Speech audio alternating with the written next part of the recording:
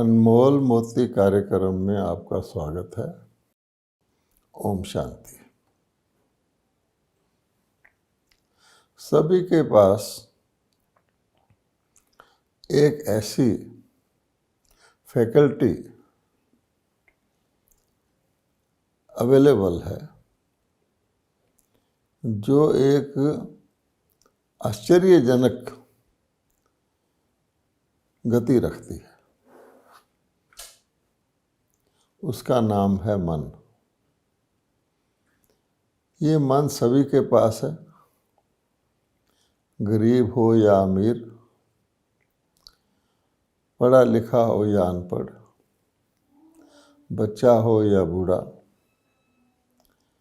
हर प्राणी के पास, हर मानव के पास मन नाम की एक शक्ति है, फैकल्टी है।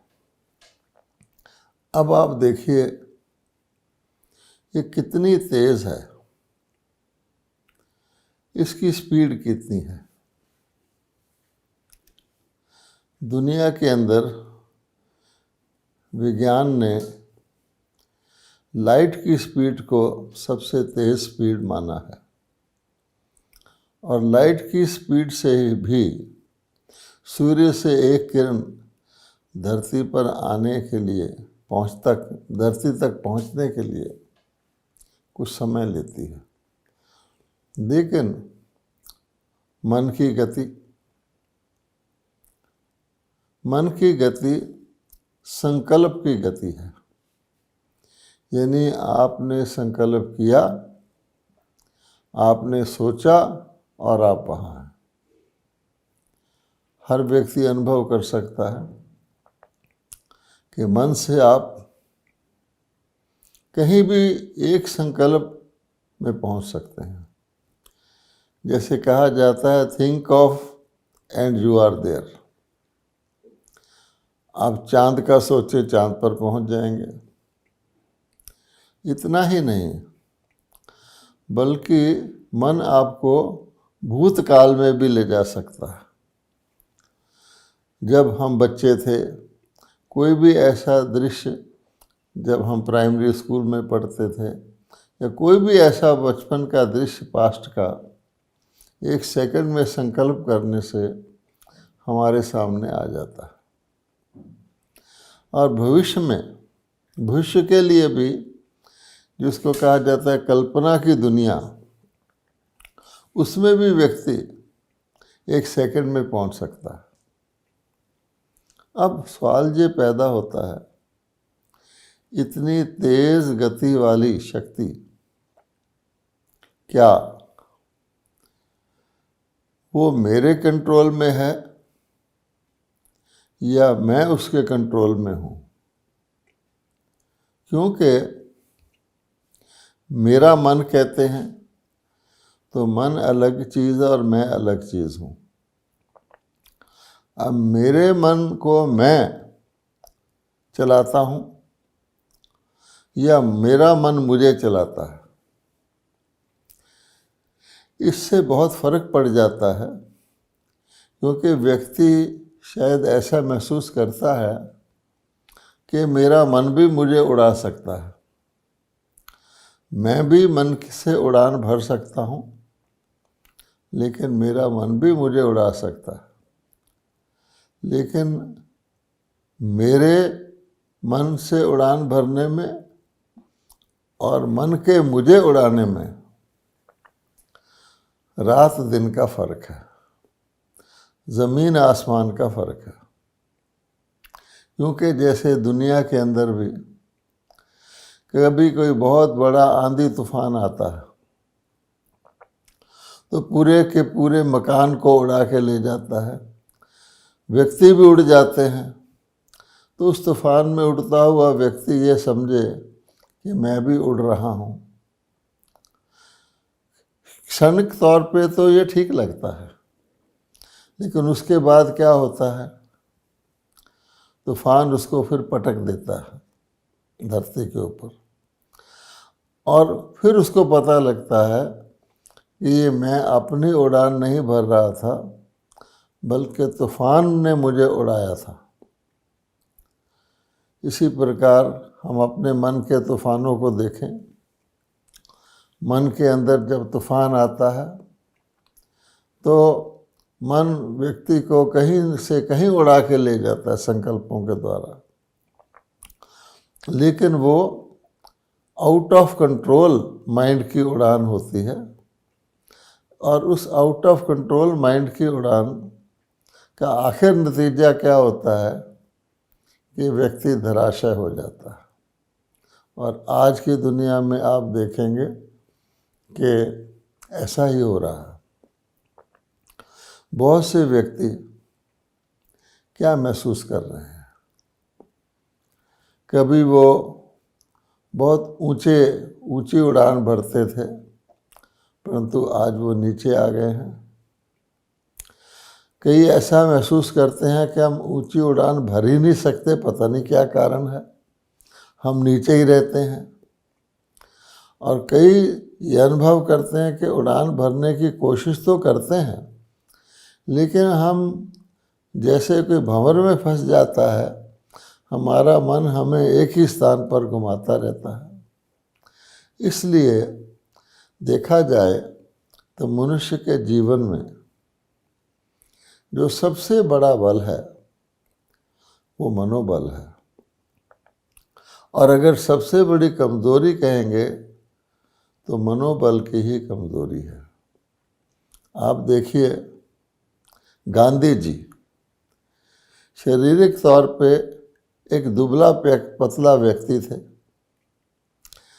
लेकिन उनका मनोबल बहुत स्ट्रांग था और उन्होंने मनोबल के आधार पर शक्तिशाली विदेशी साम्राज्य से राजनीतिक स्वतंत्रता प्राप्त कर ली। ऐसे बहुत सारे इंस्टेंसेस हमारे सामने आते हैं। नेल्सन मंडेला को ले लीजिए, उनकी विल पावर इतनी स्ट्रांग थी कि वर्षों तक जेल में रहने के बाद भी जब वो रिहा हुए तो उन्होंने कहा, मैं किसी से घृणा नहीं रखता, किसी से दोष वैर विरोध नहीं रखता। ये मनोबल का ही तो कमाल है।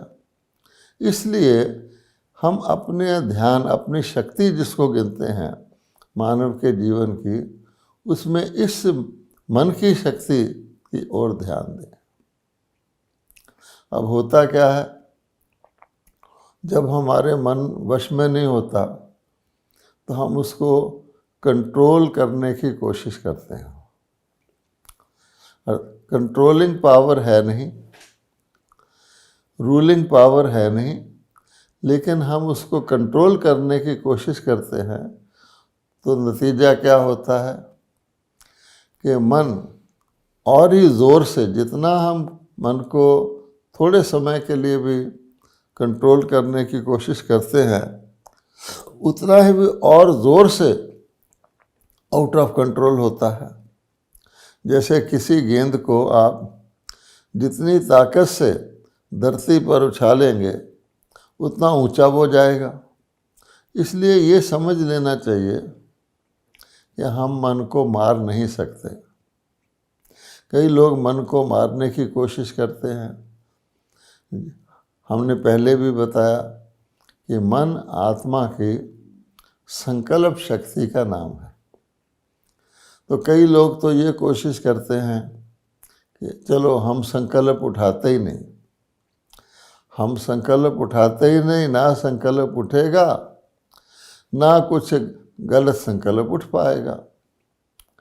लेकिन वास्तव में संकल्प सदा उठता ही रहता है, मन सदा चलता ही रहता है। आप अनुभव करें, अगर कोई व्यक्ति अपने संकल्प को कंट्रोल करने की कोशिश भी करता है, मान लीजिए अभी हम और आप 20 सेकंड के लिए अपने संकल्प को रोकने की कोशिश करते हैं, तो क्या होता है, हम 20 सेकंड के लिए ये संकल्प कर रहे हैं कि हम कोई संकल्प ना करें। अर्थात संकल्प को रोकने का कोशिश भी एक संकल्प है। तो संकल्प तो फिर भी होता रहा, और जब हमारे अंदर शक्ति नहीं है, हम मन की गति और विधि को नहीं जानते हैं, तो मन को हम मार नहीं सकते। इसलिए कहा गया है, ये एक प्रैक्टिकल जीवन की बात है कि मन को मारा नहीं, सुधारा जा सकता है। जब हमें पता है कि संकल्पों को चलना ही चलना है, हम उनको रोक नहीं सकते, और जितना रोकेंगे उतना और तेज़ी से वो हमें परेशान करेंगे, तो हमें उसको सुधारने की कोशिश करनी चाहिए, अर्थात उसको दिशा दर्शन देना चाहिए, ताकि वो मन चले तो सही, लेकिन सही दिशा में चले, जिससे हमें कुछ हानि ना हो, हमारा मनोबल घटे नहीं, और जिसको आजकल लोग कहते हैं हम डिप्रेशन में चले गए, मायूसी में आ गए, उदास हो गए, वो स्थिति हमारे पास ना आए। अब आप देखिए, अगर मन को गौर से सोचें तो हमारा मन दो तरीके से जाता है, कि कहीं भी हमारा मन जाता है तो उसके दो कारण होते हैं। एक तो मजबूरी से जाता है, और दूसरा मोहब्बत से जाता है। मजबूरी से भी जाता है। हम देखते हैं, जब किसी व्यक्ति को कोई काम करना ही हो, उसकी इच्छा के विरुद्ध भी करना हो, पर उसको करना पड़ता है, तो उसका अपना मन लगाना पड़ता है। एक स्टूडेंट को परीक्षा देनी होती है, तो उसको ना चाहते हुए भी अपना मन पढ़ाई के ऊपर लगाना पड़ता है। इसी प्रकार से किसी व्यक्ति का कोर्ट में मुकदमा है, अब वो हर काम छोड़ के छुट्टी लेकर भी उसको कोर्ट में मुकदमे के लिए जाना पड़ता है, और उसकी तैयारी भी करनी पड़ती है। कई ऐसी चीज़ें हैं, किसी का इंटरव्यू है, उसके लिए भी उसको अपने मन की इच्छा के विरुद्ध भी अपनी सब अन्य बातों को रोककर इंटरव्यू पर कंसंट्रेट करना पड़ता है। अचानक किसी की कोई बीमारी निकल आती है, कोई कह देता है अपना खून टेस्ट कराओ, तुम्हारे खून में शायद कैंसर के जर्म्स हैं, तो व्यक्ति सब कुछ भूलकर उसका मन इतना भारी हो जाता है कि वो सब छोड़ कर के सीधा खून टेस्ट कराने जाता है। और आप देखिए, अगर डॉक्टर उसको कह दे कि नहीं, तेरा खून तो बिल्कुल प्योर है, इसमें कोई भी जर्म नहीं है, तो व्यक्ति का मन कितना हल्का हो जाता है। और अगर डॉक्टर कह दे कि सचमुच तेरे ब्लड के अंदर तो कैंसर के जर्म्स हैं, तो व्यक्ति कितना भारी महसूस करता है, उसे सारा जीवन अपना शरीर भी भारी महसूस होने लगता है, उसकी कदम उठाना भी उसको भारी पड़ जाता है। इस प्रकार से अगर आप देखेंगे, इसको कहते हैं मजबूरी से मन का लगाना। मजबूरी से मन लगाने में एक बात होती है, जो ही मजबूरी पूरी हुई, मन जल्दी से वहाँ उससे वापस आ जाता है, क्योंकि वो एक नापसंद चीज़ कर रहा होता है। अब नापसंद चीज़ जो ही उसकी मौका लगता है, मन उसका उससे वापस भाग आता है। लेकिन एक और तरीके से मन हमारा जाता है, जिसको कहते हैं मोहब्बत। जहाँ मन की इच्छा होती है, जहाँ मन की अपनी चाहना होती है, जो चीज़ मन को अच्छी लगती है, मान लीजिए जहाँ किसी व्यक्ति की तारीफ़ हो रही है, उसकी प्रशंसा हो रही है, उसकी अच्छी अच्छी विशेषताओं का वर्णन हो रहा है, वहाँ मन व्यक्ति का बार बार जाता है। और कोई विशेषताओं का वर्णन भी करता है, तो व्यक्ति कहता है क्या कहा तुमने, मैंने सुना नहीं, उसको दोबारा सुनना चाहता है। और जहाँ मोहब्बत होती है, जो चीज़ व्यक्ति को पसंद होती है, वहाँ से मन का लगाना की तो मेहनत है ही नहीं, वहाँ से मन को हटाना मुश्किल हो जाता है। मन बार बार उसी चीज़ में जाता है। कोई खुशी की घटना हो जाए, कोई सुखद घटना हो जाए, कहीं लाभ हो जाए, तो आप देखेंगे व्यक्ति का मन बार बार उस दृश्य को सामने लाता है। रात को सोने का समय भी हो जाता है, परंतु उसको नींद नहीं आती, वो बार बार मन के सामने उस सुखद दृश्य को लाना चाहता है। इसलिए अगर हमने अपने मन को सुधारना है, अर्थात उसको दिशा दर्शन देना है, तो हम मोहब्बत का रास्ता अपनाएं। उसमें मुश्किल नहीं होता। आप एक साधारण उदाहरण ले सकते हैं। माता के जब छोटा सा बच्चा जन्म लेता है तो माता उस बच्चे की खातिर सारी रात जागती है और उसको बस बच्चा ही ध्यान में आता है कि बच्चा ठीक तरह से पड़ा है, बच्चे का सिर ठीक है, बच्चे को प्यार करती रहती है, बार बार उसको देखती रहती है, जैसे एक बहुत नायाब चीज़ उसको प्राप्त हो गई है। अब सारी रात जागने के बाद अगर कोई माता से पूछे, माता जी आप तो थक गई होंगी, आप तो सारी रात जागी हैं, वो उसको महसूस ही नहीं होगा कि मैं थकी हूँ या मैं कोई सारी रात जागी हूँ। तो जहाँ मोहब्बत होती है वहाँ मेहनत नहीं होती है। इसलिए हम देखते हैं कि हमें ये ध्यान रखना चाहिए कि हम मन को ऐसी जीवन शैली बनाएं कि हर चीज़ की तरफ, अच्छी चीज़ की तरफ हमारा मन जाए। अब एक चीज़ और नोट करने की है कि मन की शक्ति हमारे सारे जीवन को कंट्रोल करती है। उसके लिए और एक और बात हमें गौर से सोचनी चाहिए, और वो बात यह है कि हर चीज़ मन में उत्पन्न होती है, अर्थात संकल्प के रूप में ही उत्पन्न होती है। पहले किसी भी बात का संकल्प आता है। इसलिए यूनाइटेड नेशंस के चार्टर में भी लिखा हुआ है, wars are born in the minds of man, कि अगर युद्ध मनुष्य के मन में पैदा होता है सबसे पहले, तो क्या शांति भी मनुष्य के मन में उसी प्रकार से पैदा नहीं हो सकती? क्योंकि हर चीज़ की उत्पत्ति उसके मन में ही पैदा होती है।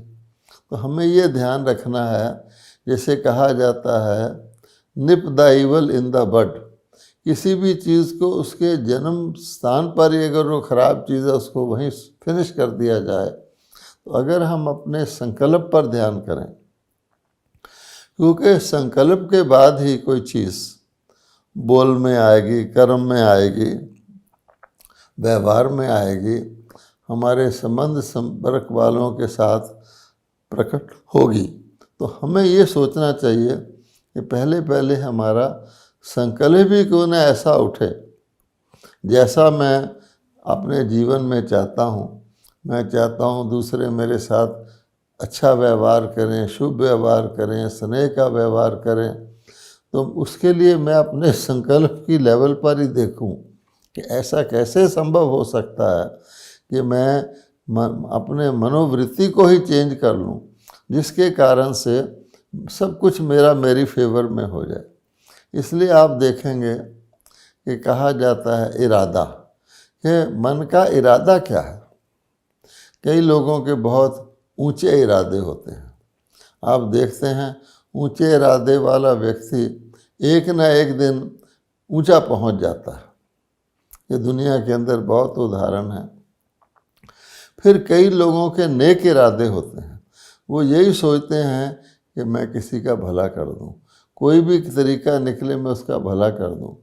अब नेक इरादे वाला व्यक्ति क्या करता है कि मान लीजिए वो जा रहा है, सड़क के किनारे एक बुढ़िया खड़ी है। वो बुढ़िया कहती है बेटा मुझे सड़क पार करा दो।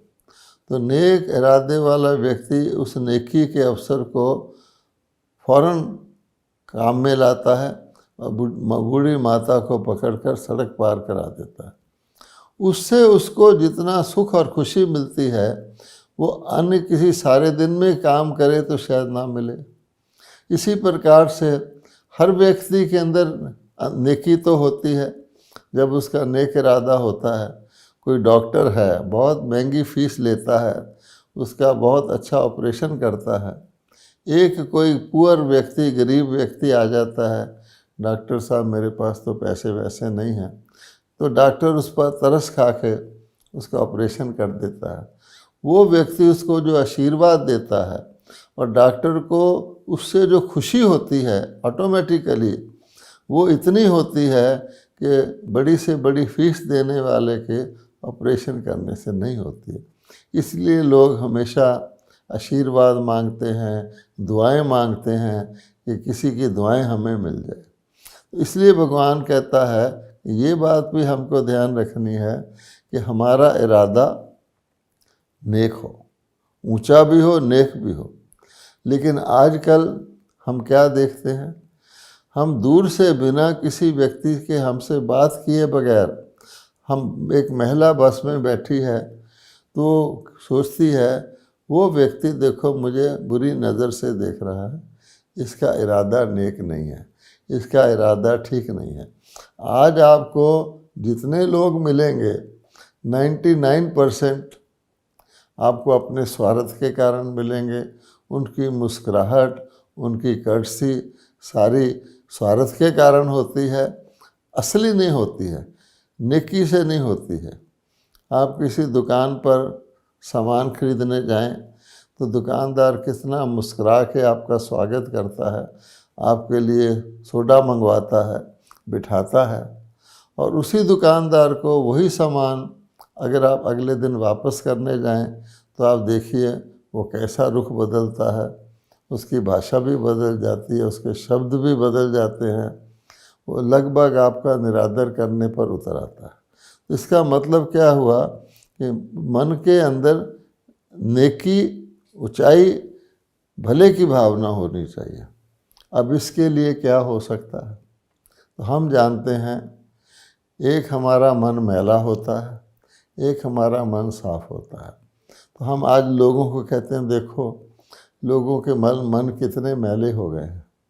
तो साफ मन का मतलब है क्लीन एंड क्लियर, जो बिल्कुल स्पष्ट है। जैसे हम जानते हैं कि साफ पानी के अंदर व्यक्ति को पानी के नीचे की तह में अगर पत्थर पड़े हैं वो भी दिखने लग जाते हैं। तो इसी प्रकार से साफ आईने में व्यक्ति को हूबहू अपनी शक्ल दिख जाती है। और वही आईना अगर आप ऐसे देखेंगे, ऐसे आईने मिलते हैं जैसे उसके सामने जाने से व्यक्ति छोटा और मोटा बन जाता है, किसी आईने के सामने जाने से व्यक्ति बिल्कुल लंबा और पतला बन जाता है, वो असली नहीं होता। इसलिए क्लीन एंड क्लियर माइंड जो है वो सबसे अच्छी चीज़ है। अर्थात इसके लिए कहा भी गया है, कुदरती एक फार्मूला है, दिल साफ मुराद हासिल। अगर हमारा दिल साफ है तो कोई वजह नहीं कि जो हमारी अंदर जो भी इच्छा होती है, जो भी संकल्प आता है, उसकी सिद्धि हमको प्राप्त हो जाती है। दिल साफ वाला व्यक्ति सचमुच खुशी का अनुभव, स्वाभाविक नेचुरल मानवीय खुशी का अनुभव कर सकता है। आप देखेंगे रोज़ का अनुभव है कि आप जा रहे हैं सड़क पर, आपके आगे स्कूल के बच्चों की एक बस जा रही है और वो बच्चे पीछे की तरफ देख रहे हैं और आपकी तरफ देखना शुरू कर देते हैं, आप उनकी तरफ देखना शुरू कर देते हैं। तो बच्चे कितना मुस्कुरा करके इनोसेंटली हाथ हिलाएंगे, नाचेंगे, कूदेंगे।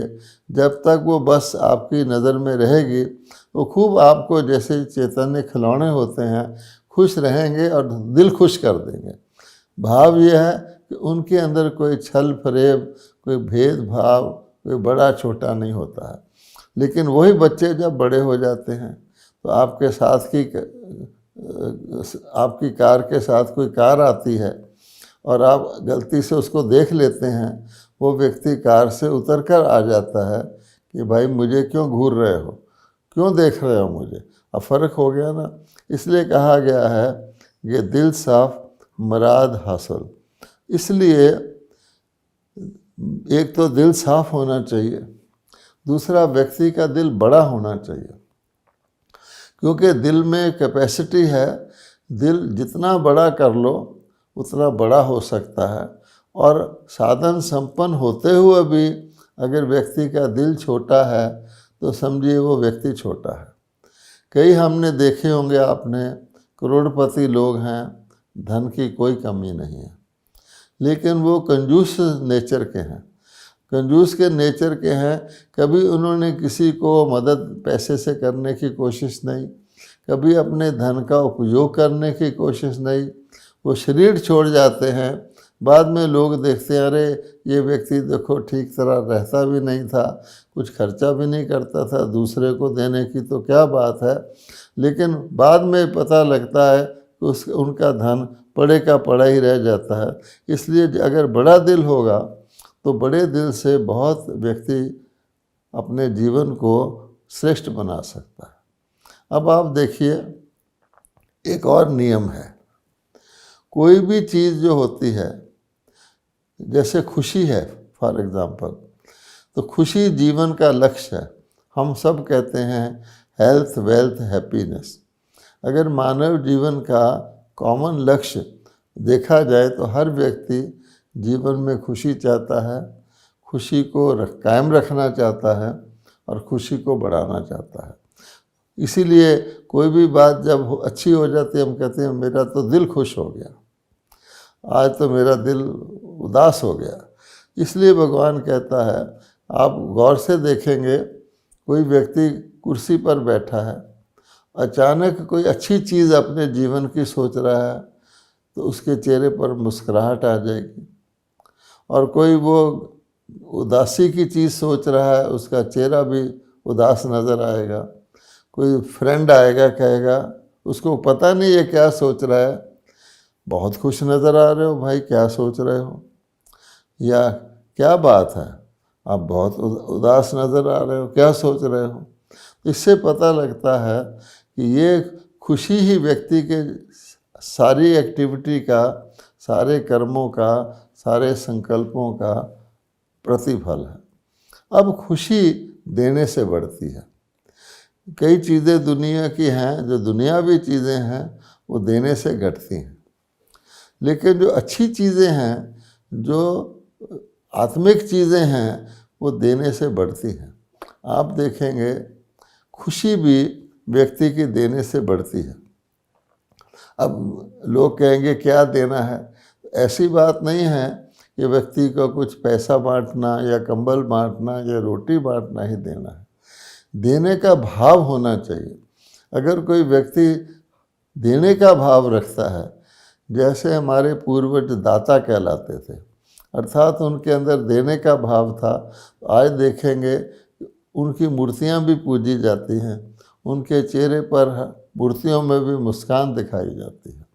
अब देने के लिए व्यक्ति के पास सब हमेशा ही कुछ ना कुछ होता है। एक कहानी सुनाते हैं कि एक राजा ने फैसला किया कि मैं अपनी प्रजा को अपना धन बांट दूँ। तो उसने धन की थैलियाँ बनवा ली और 10 बजे से 1 बजे तक प्रजा को कह दिया कि आओ और एक एक थैली ले जाओ।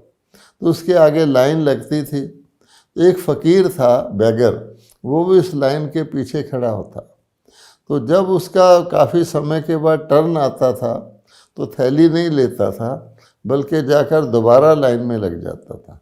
तो उसकी सारे नगर में मशहूरी हो गई कि देखो एक ऐसा फ़कीर है, वो राजा से थैली नहीं लेता है लेकिन फिर दोबारा लाइन में लग जाता है। तो राजा को थोड़ी ईर्ष्या हुई कि मैं इतना धन बांट रहा हूँ, मेरी इतनी प्रसिद्धि नहीं हुई, मेरी इतनी प्रशंसा नहीं हुई। उसने फ़कीर को बुलाया और कहा भाई 2 थैली ले लो, 4 थैली ले लो, ये क्या करते हो। उसने कहा हुजूर, मैं दूर से लाइन में देखता था कि जब आप एक थैली देते हैं आपको खुशी होती है, धन आप बांट रहे हैं, जब आप थैली देते हैं आपको खुशी होती है। तो मैंने सोचा देने में खुशी है, तो मेरे पास तो कुछ था नहीं, तो जब मेरी टर्न आती है मैं टर्न दे देता हूँ, अगले आदमी को एक टर्न पहले मिल जाती है, बस मुझे खुशी हो जाती है। तो कहने का भाव ये है, हर व्यक्ति के पास देने के लिए ज़रूर कुछ ना कुछ है, और अब हमें क्या देना है, और कुछ नहीं दे सकते, तो हम शुभ संकल्प तो रख सकते हैं, दूसरों के लिए शुभ भावना तो रख सकते हैं। हम शुभ भावना रखेंगे, वास्तव में मन का भोजन ही शुभ संकल्प है। शुभ भावना रखेंगे तो मेरे अंदर तो शुभ ही हो जाएगा। यहाँ तक भी कहा गया है, जो तुझको कांटा बोए वास्तु वो तू फूल, तुझको फूल के फूल हैं। तो देने में खुशी है। इसलिए भगवान कहते हैं कि सबसे ज़्यादा मन को अगर हमें भरपूर करना है तो मैं परमात्मा जो दाता हूँ मेरे साथ मन को लगाओ। भगवत गीता में भी कहा हुआ है मन मना भाव। अब बिगड़े हुए मन को सुधारने के लिए एक विधि ब्रह्मा कुमारी में अपनाई जाती है, जिसको हम मन की एक्सरसाइज कहते हैं, कि अपनी मर्जी से हम अपने मन को परम धाम पर लोक में ले जाएं, शांति धाम में ले जाएं थोड़े समय के लिए। अपनी मर्जी से हम अपने मन को सतयुग में ले जाएं जहाँ सुखी सुख था।